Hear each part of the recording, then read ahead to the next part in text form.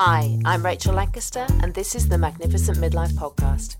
This is where we celebrate women in midlife and beyond. We challenge the status quo and bash those negative stereotypes about being an older woman. We're not over the hill at 40, 50, 60. We're just getting started, and the world needs us now more than ever.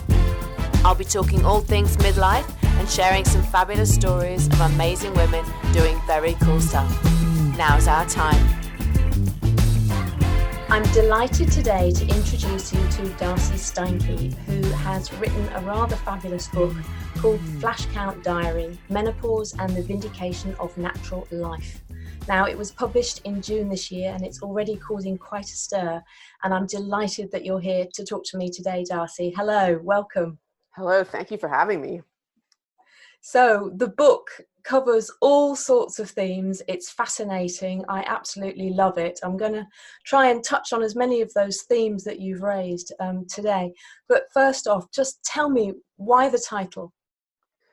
As I started going through menopause, I started having hot flashes. And actually my first hot flash, I didn't really know a lot about menopause because there's so little, no one really tells you anything about it, so I woke in the middle of the night and I was just covered with sweat and just incandescent with heat.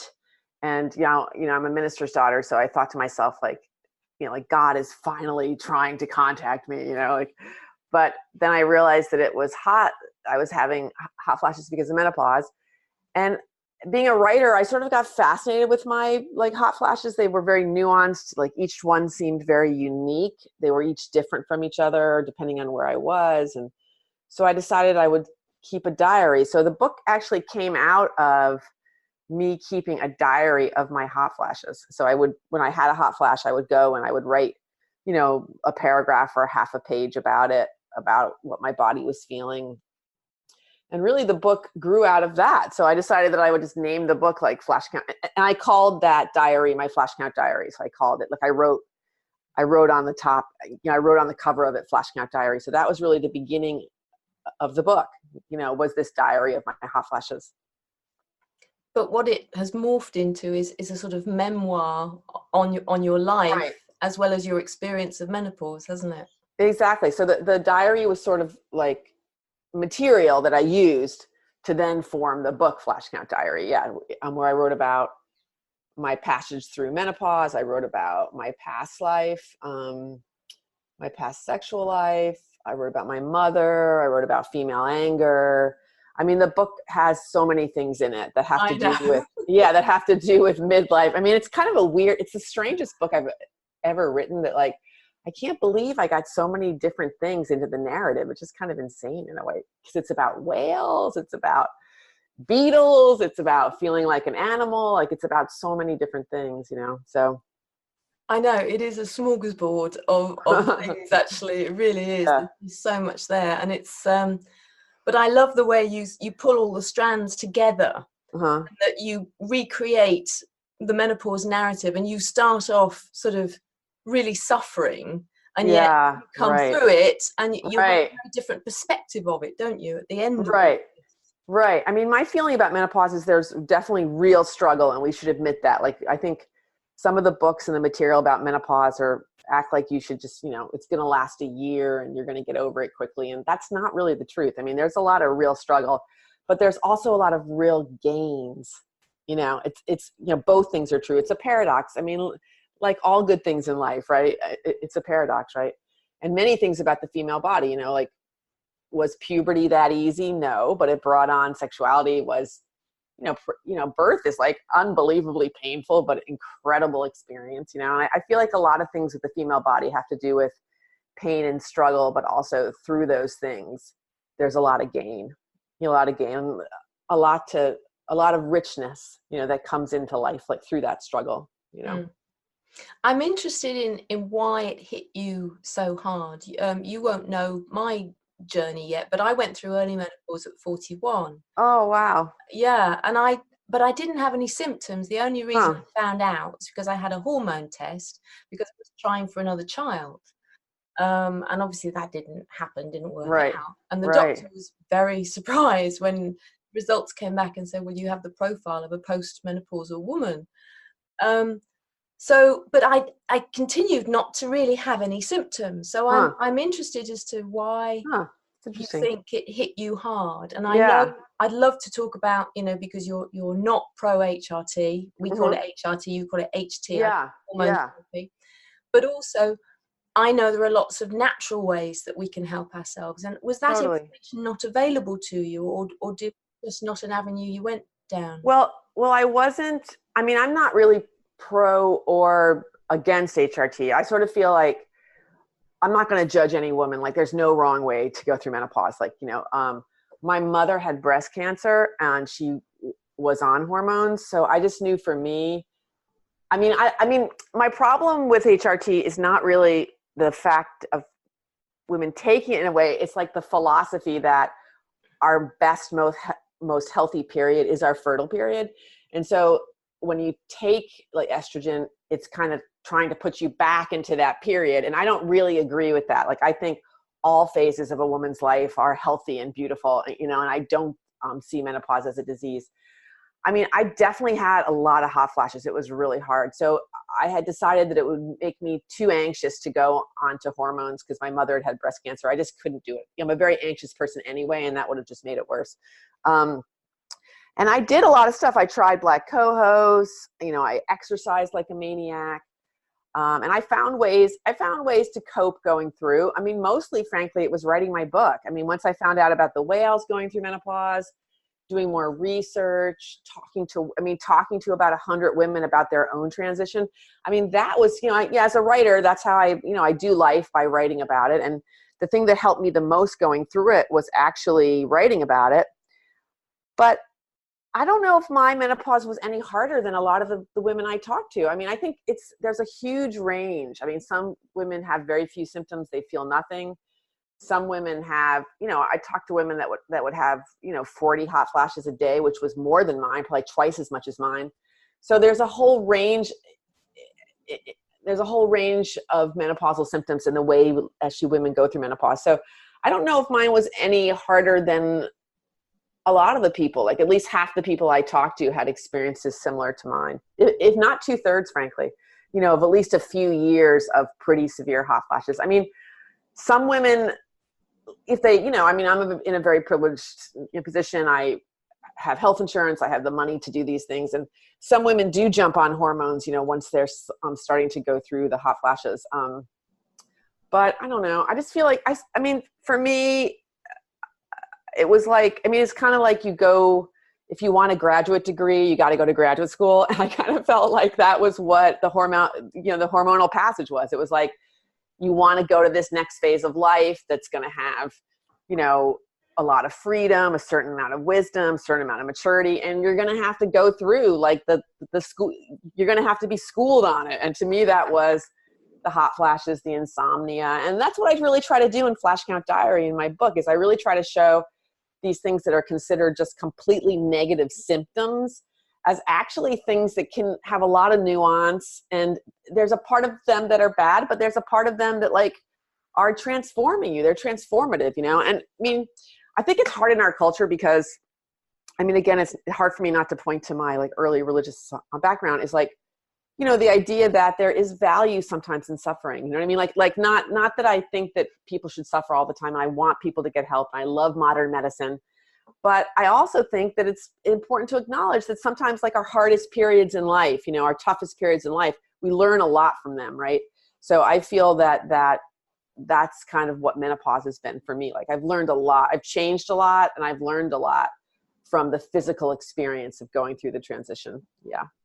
But you also talk, don't you, about it, how it's very much a psychological transition and transformation, as you've been talking about, as well as a physical one.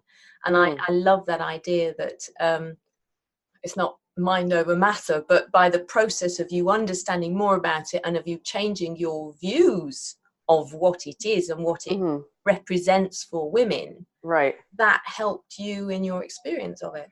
Yeah, there's kind of, I think I had to do research and read and talk to women, follow the whales, to kind of reframe the experience, right, as not just negative, as like there's real struggle, but it's not really negative, you know. And just the culture tells us it's negative. Not all, but some of the medical like establishment tells us that we're sick, that it's disease, you know. And that's just not true, you know. And I really agree with what you're saying. Is there's a spiritual element, there's a metaphysical element, there's a psychological element, and yeah, your brain itself, like your brain itself is transformed, you know, by lack of estrogen. And I don't know. I mean, I feel like I'm almost out the other side. I knock on wood, have not had a hot flash in a long time. Maybe in 6 months or something. And, or maybe 3 months, but the steadiness is really beautiful. I have to say the way I'm feeling right now is really amazing. Yeah. I mean, that's certainly a message I'm very keen to get out. That is that while yes, there may be a period of suffering, as you say, for some women, not for all, you know, I mean, exactly. Not for all, but it is pretty good on the other side. Right. Exactly. Yeah, it's good. And I love when you talk about returning to your fierce prepubescent self. Yeah. What that feels like. Well, that's what I really felt to myself. Like at first I couldn't really like how I was feeling was familiar to me. I'm like, but what is this? And then I sort of remembered like when I was, because, you know, I think I menstruated when I was 14 or maybe 15.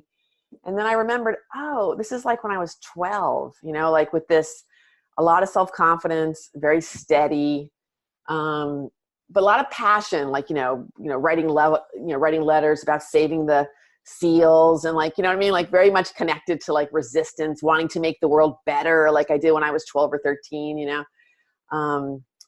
So yeah, so I do feel like it's a return. I mean, when you think about it, our fertile years are kind of, they're not our whole lives. I mean, they're only really about a third of our life. I mean, it's like, what is it? Like 30 years or something like that.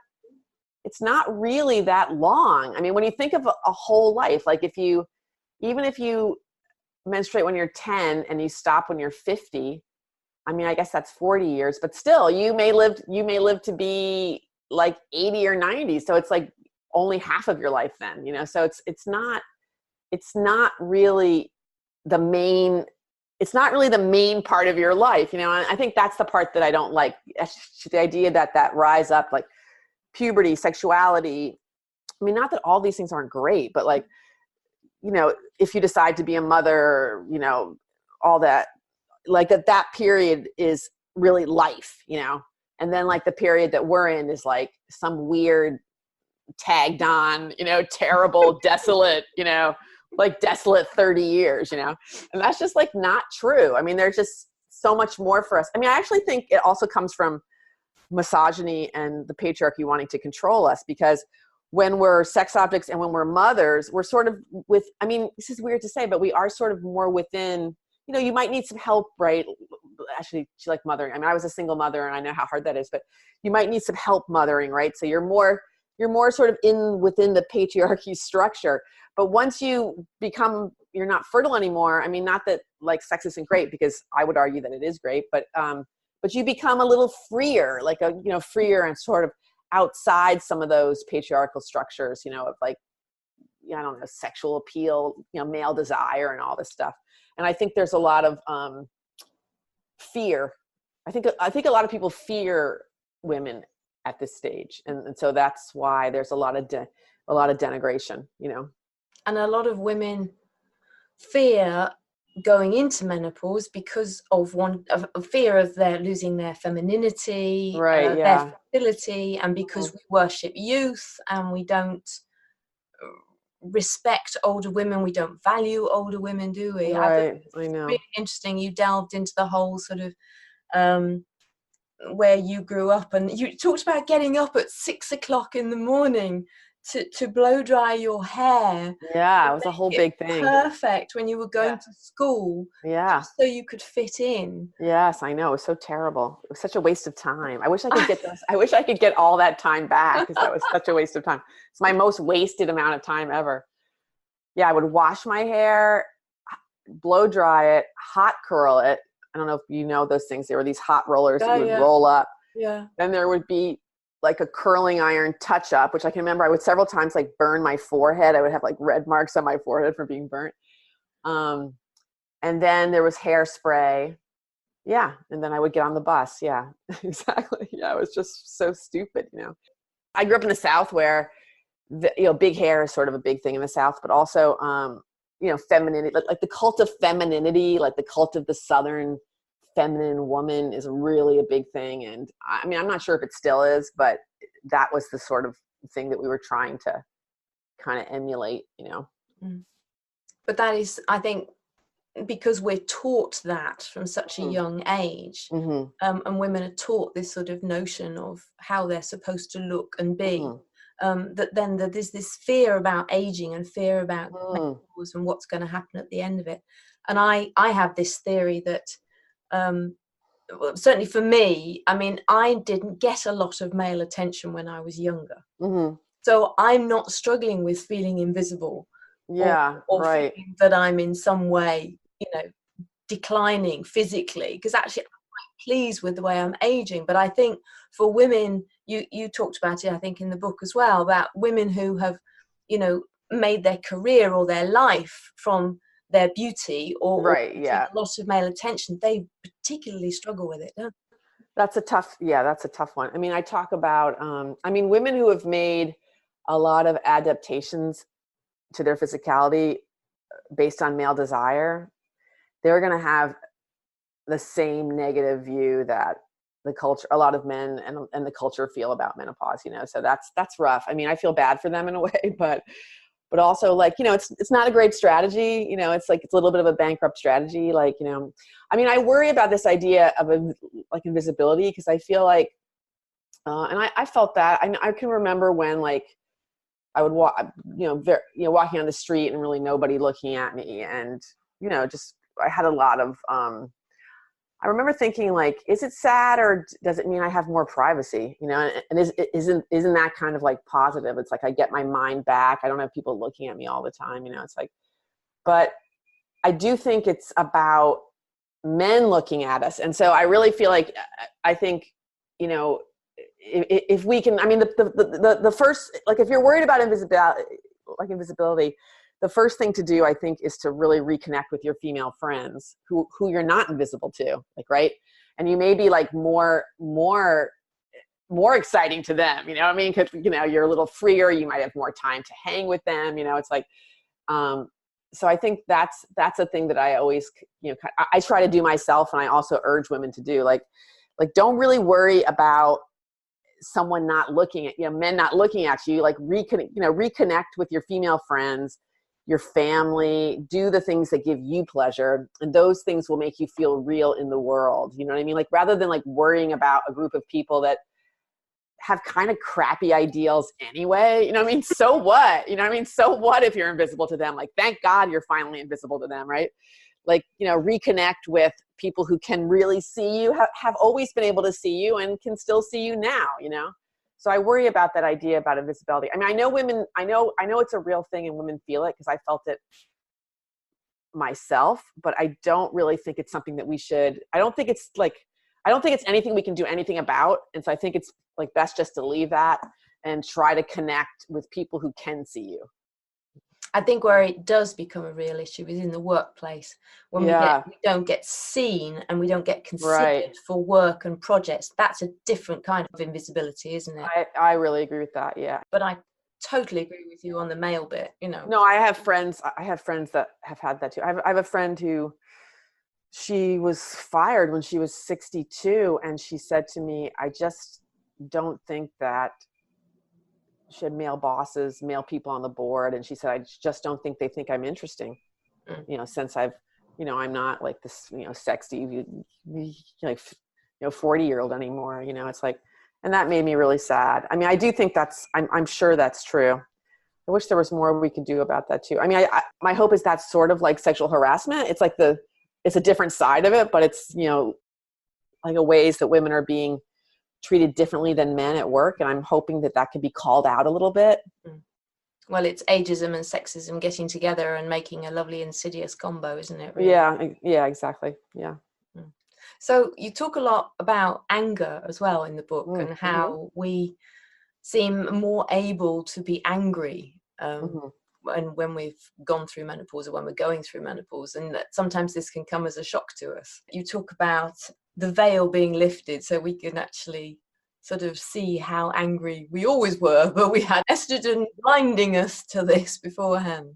Yeah, right. Well, I mean, I always remember when I always used to get really angry when people would talk about, you know, the days before your period, like you're bitchy or you're irritable or whatever. And my experience of those days, when your estrogen drops, and those days are very similar to the hormonal landscape of menopause, you know, where you have less estrogen.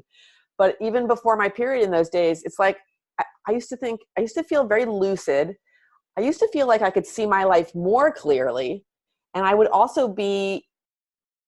be angry because I would be like, there were things about my relationship that I was seeing that I wanted to change.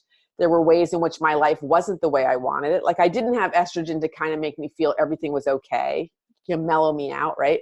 So it wasn't that I was bitchy, you know, it was that I was able to see things more clearly, you know, and I always felt that way. And I told my daughter that too when she started to menstruate. I'm like, don't let anyone convince you that those days you're a bitch. I mean, those days you're actually seeing your life more clearly, like with more lucidity. And you should take notes because once the estrogen starts to pump in again, like you may not feel that way, you know? So the fact that that's what the hormonal landscape of menopause is like has been really interesting to me. I mean, I think it takes a while to get used to it, you know, the kind of rawness of it, like in a way, and the achieved lucidity. But I definitely have felt myself more in touch with my own anger. I'm more willing to stick up for myself. I'm less willing to, I have better boundaries. You know, I'm less willing to put up with, I'm not going to put up with your bullshit. You know, I mean, that's just like, I'm done. You know, it's like, I just feel better at, I can define more easily what's making me angry and what's annoying me. And I'm more willing to call it out, you know? So that's been really kind of exciting. You know, that's been really amazing to me. Like that's because I'm kind of like a brooding German, you know, just kind of brood a lot. Like don't always, you know what I mean? Don't always really stick up for myself. Or articulate, you know, when I feel hurt, like, or whatnot, but I'm really trying to I feel like I'm able to locate it more, and I'm trying really hard to speak up too. You know, that's my thing. Yeah. And a lot of but a lot of the women I talked to too, you know, I interviewed about 100 women for Flash Count Diary, and many of them said the same thing. I mean, many of them was just like, I'm done. I'm just done with, you know, being treated like this. I'm done. They were like, a lot of them had this like new, you know, just like kind of swagger, like, you know what I mean? Like they just weren't gonna let themselves be treated in ways that they didn't like anymore, you know? So it's exciting. It's exciting, but I think that's also why a lot of long-term relationships run into trouble around. Yeah, I think so. Because we don't want to take the crap anymore, do we? Yeah, I think so too. I think there's a sense of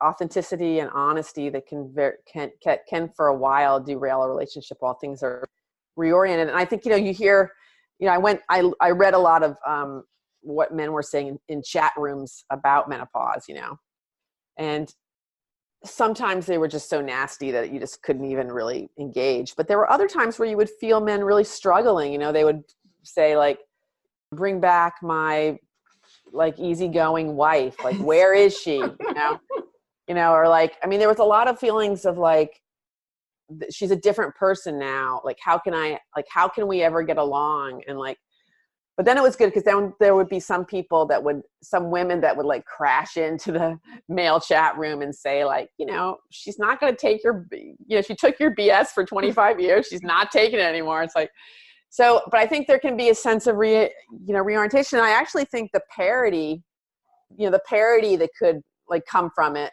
you know, it's like a new parity and new equality is quite sexy, you know, and quite like empowering. And like, if women can, if that negotiation can be made and partners, husbands are willing to do it, and maybe even in gay couples, I don't know, like, you know, maybe in like female lesbian couples too, like there can be more more honesty and more parity. I mean, you have to talk about your physicality some, like, especially with your intimate partner, like when you're going through menopause. I mean, if you want the transition to be successful, like, you're going to have to talk about sexual changes and whatever. And that can actually lead to more intimacy and more closeness, you know? I think the key is really, for men, is really not to go around saying like, she's become a bitch. I mean, that's really like, if you're going to go down that road, there's just no way you're just making it worse for your wife who's struggling. And you're going to have a lot of trouble negotiating the changes that come into a relationship at midlife. Yeah. I mean, maybe in the same way that we need to sort of rethink menopause, maybe men need to rethink their relationship with their partners and think, well, I've got a whole new woman. How exciting! Yes, exactly. Yeah, it's like pivot, and I've got one. Yeah, that's my hope, is that there can be they can see it as a gain as well. Yeah, that's my hope. Yeah, no, I think it's really exciting. I mean, I love being postmenopause. It is so exciting having that different hormonal profile, and as you talk about that parity, I don't think there's any surprise really that you see so many older women stepping up, not stepping back, and stepping in big important roles. And I think the world needs us to do that, which will lead me gently on and well onto the whales, because I cannot not have you talk about the whales, which for me was so transformative. And now I'm forever talking about that the only two creatures that go through menopause are human women and whales. And that's the evolutionary reason for that, is because we are more useful as leaders than breeders. And I just think that's fantastic. So tell me about the whales. Yes. J2 in particular. J2. Oh God, J2. I love her so much. Actually, if I don't really, I mean, I will meditate, but I don't exactly pray, but I sometimes will like hold J2 in my meditations because I feel so grateful for her. Okay. So when I started the book, it's true, the only two creatures that go through menopause were human women and female killer whales, which are orcas. Since then, they've also found out that narwhales, beluga whales, and short fin pilot whales also go through menopause. So there's a few kind of like whales that go through menopause. So what happened for me actually is I was struggling with my menopause. I was, having hot flashes, having trouble sleeping, feeling disoriented. And like, I couldn't really find anybody to look up to or anyone that was talking about it in a way that was interesting, or like, I couldn't find any books about it. I mean, there was medical books, but there were no books that were really that helpful, and they all treated it like this big sad thing. Like, it was never like, it was all like how to get over it. Like, it wasn't like what it's like to go through it and what it means. I mean, I wanted a book, so like during this time I was reading the New York Times on Tuesday it's my favorite section. It's called the Science Times. And there was a little article about how, like as you're saying, the two creatures that go through menopause are human women and female killer whales. And then the article also said that the post-reproductive, actually pod leaders, because whales live in pods, which are this close-knit family group of about 25 to 30 whales. The post-reproductive pod leaders after menopause go on to lead the leaders of their pod. So at around 45 or 50, they go through menopause. And like women, they then live 30 to 50 years. They have a long post-reproductive life. So I jumped right over to the article that the little piece came from. It was in Nature, actually the journal Nature, and it was written by a professor from Exeter, from the University of Exeter, actually, Darren Croft, who's like an amazing scientist. I think he's an animal psychologist, actually.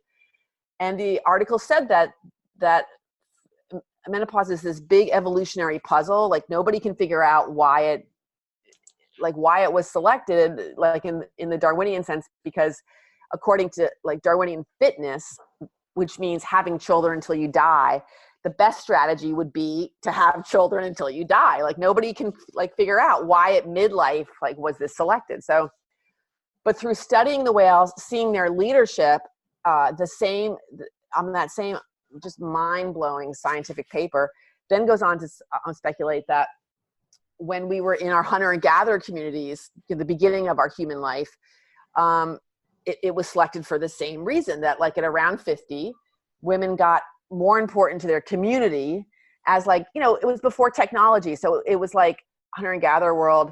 at around 50, they knew like which plants were poisonous, which weren't, how to help couples, I don't know, like get along better, like how, group dynamics in their community and all this stuff. So they had all this knowledge, as well as taking care of their grandchildren, of course, that menopause was selected. So there could be two groups of women, one to do the incredibly important work of mothering, having babies and mothering, which is incredibly important work. I in no way want to debase that. I mean, it's amazing. But then another group that wouldn't have children anymore, but would basically be leaders, So this idea, like, I really liked, and there was no other, I'd never heard anything like this at all, so I just got so excited. So I started to watch, because, the southern residents are the whales. There's K, L, and J pod. There's 75 whales in Washington State. So I got totally obsessed with them, and they're and they've been studied very thoroughly since the 70s. By the Center for Whale Research. So there was a lot of videos. So I went online, started watching the videos of the killer whales, like in nature, just people taking, photographs off of, research boats and whale watching boats and stuff. And then the Whale Center has a blog, so I could read every day about whales were seen. And then there's also a hydrophone in the San Juan Islands, which are off of Washington State. So there's a hydrophone that I could have a live link to my computer. So I would listen for when the whales came back. I'd be in my office in Brooklyn, but I would be I probably listened for 3 months, and I probably heard them on the hydrophone 12 times, but it was very exciting, So I got completely obsessed with them. I got specifically obsessed with this whale, Granny, who she's actually passed now. She died when she was 105. J2 Granny. And I eventually got so obsessed that I got on an airplane, took a van up the coast, took the ferry over the San Juan Islands, like a 2-hour ferry, and got in a sea kayak, went 10 miles out in a sea kayak and got to see the wild whales, and actually got to see Granny, which was just, I still can't believe that I got to see her. It's just it was so incredible. I mean, the whales are ID'd by their dorsal fins, these huge, 6-foot dorsal fins. And each of them is slightly different. The curve could be different. There might be a pattern on them. But Granny's very distinct because she's got a really big notch out, probably from an early run-in with a boat propeller. So when I was seeing the whales, and when she came out of the water, I was, in the sea kayak with the guide in back of me.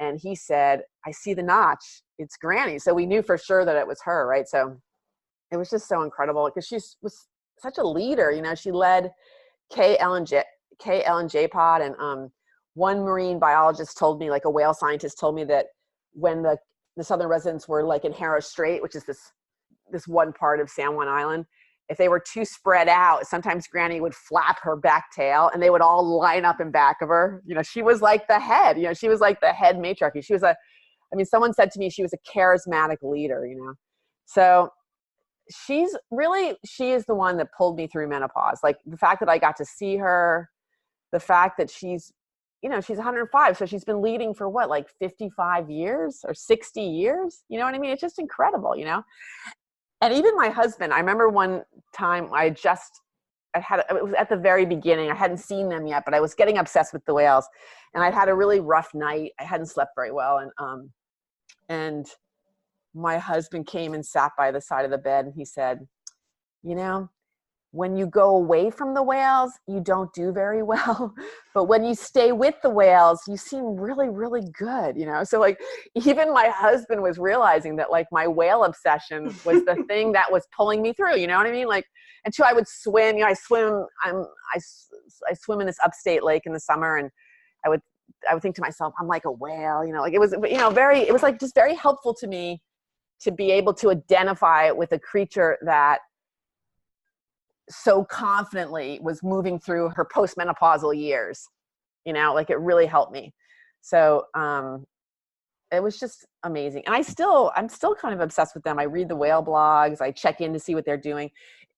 It's hard because they're a population that in some ways has a lot of challenges. They don't have enough salmon to eat and all this stuff. So that's scary. I worry about their health, and I worry about the future of their future lives. Will they be able to continue because of pollution and things like that? But I don't know. I remain very, and there's a few postmenopausal leaders right now. I mean, we're kind of waiting to see who's going to be the next postmenopausal leader, and I'm very fascinated by that too. There's kind of four or five candidates that are like, in their 50s, and one will emerge. Everyone says, I think Granny's only been gone for a year, or maybe a year and a half. So one will emerge as the leader eventually. So that really fascinates me too. Like, who will be the new post-reproductive pod leader, Well, I have to tell anybody who can't see this, because we'll have viewers and listeners. But for the listeners, I'm actually wiping my eyes because this woman has reduced me to tears by the passionate description of your connection to this creature. Yeah. Who completely transformed your view of your own transformation. Yeah. And that is what is just so wonderful. I think that is the ultimate message of your book, that something that we have been taught to view as something so negative can actually turn into this massive gift. Yeah, it's not negative. I mean, that's the thing. It's like, it's only the culture that's told us it's negative. It's not really negative, And I mean, there's so many things. I mean, clearly, as we age, physical things can happen to us, but so many of those physical things are attributed to menopause. I've actually had people, since I wrote my book, I've had people will write to me and say, like, oh, I have a podcast about these negative menopausal qualities. Will you come on my podcast and talk about them? I'm like, no, I won't, because like those things, I don't think those things are brought on by age themselves. You know what I mean? Like, I think we can think of menopause as, I'd like to separate it from some of the things that happened to us, like naturally as we age. You know what I mean? Because I think a lot is blamed on menopause, and that really drives me crazy. I feel like that's just really, I mean, it's really just boilerplate misogyny. It really makes me angry, But I do think what happened to me, it's almost like something that happens to like girls in fairy tales, who get like obsessed with a bear or something like that, what I mean? Or like, or who like make a bear friend that takes them to their cave and everything. It's like, I actually felt like that. I felt like, wow, I'm like obsessed with this creature who will now teach me, expand, that's what happens in the fairy tales, right? Like, expand my sense of what it is to be alive, remind me that I'm a creature, just like, I'm a human creature. They're like, Granny J2 is a whale creature, but we have a lot of things we share, so that was just completely transformative, and it continues to be. I mean, I'm obsessed with animals now. I love nature. I mean, I've always loved nature, but I don't know, I have a much more like intense engagement like with these things now. I feel more like it's me. It's not like something outside of me, and it makes me really long for it and want to know more about it. Thank you for listening to this episode of the Magnificent Midlife podcast. It would really help me get the message out and inspire more women to feel empowered in midlife and beyond if you left me a 5-star review on iTunes or wherever you may be listening to this. And share this podcast with your friends too. If you'd like to take your own midlife up a notch, why not join our members club? It's where you'll find the strategies, support and connection you need to live the very best next phase of life. You can find out more and get the show notes for this episode at magnificentmidlife.com. Help me change the world one midlife woman at a time.